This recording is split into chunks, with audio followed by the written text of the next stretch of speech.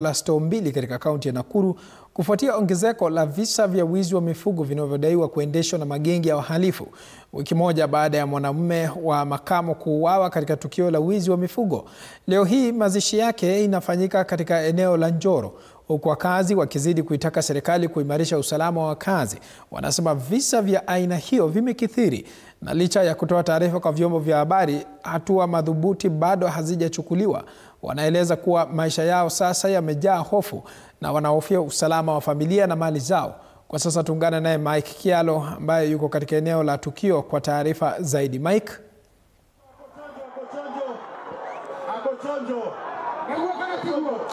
Naam, asante sana Kirobi ukiwa studioni. Tuko katika jiji hili la Nakuru, katika kaunti ndogo ya Njoro, ambapo swala zima la mazishi ya jamaa ambaye aliweza kuuliwa wiki jana katika eneo hili la stoo mbili.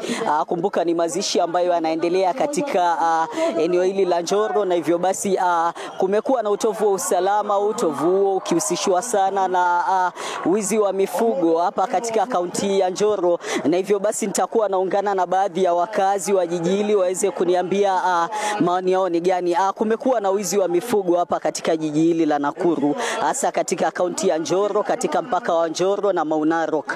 Pengine unazungumziaje swala hilo? Ninaweza sema ya kwamba kinachofanya hapa wizi kuwe mingi ni insecurity. Mahali hapa security, wenye wanatusimamia security area hii ni watu ambao wanapenda tumbo zao, lakini wapendi wa Kenya ambao wenye wanaishi mahali hapa. An example, kitendo kama hiki kiko nyuma yetu siku ya leo hakingeweza kufanyika. Kimeweza kufanyika kwa sababu ya nini? Kwa sababu ulegezi ama security ya area yetu iko chini sana.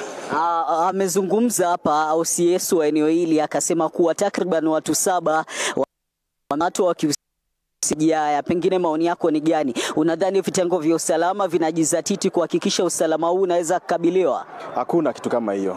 Hii serikali ni wale. Hii itakuwa tuko leo kwa media juu kuna mazishi hapa. Kesho hii story inaisha, na hata wenye walifanya kitendo ya aina hiyo wakifika pale ni ile hongo tu ya 1000 2000 na hii story inaisha. Nikikupea kwa mfano za kufanyika pale Naivasha, wakati ambapo ule pale kwa alipoenda kwa leo kesi bado iko. Sasa hata hapa fanyika. Asante sana. Kumbuka eneo hili usalama umishwa wa hali ya wakazi wa eneo hili waliweza kushiriki maandamano, waliweza kufanya wiki ya jamaa huyu kuuliwa na wakora ambao wamia boma na wizi, na hivyo basi alipotoka nje kuitikia haya za kukumbana nayo iliweza mauti yake. Kufuatilia mazishi ya viongozi mbalimbali kutoka katika jiji hili la Nakuru ya mazishi haya, na tutakuwa tunamjuza mtazamaji wetu kadri mambo. Na asante sana Mike Kialo ukiwa katika maeneo ya Njoro katika kaunti ya Nakuru kwa kutupasha kile ambacho kinaendelea katika kaunti hiyo. Kwingineko ni kwamba chuo cha ufundi cha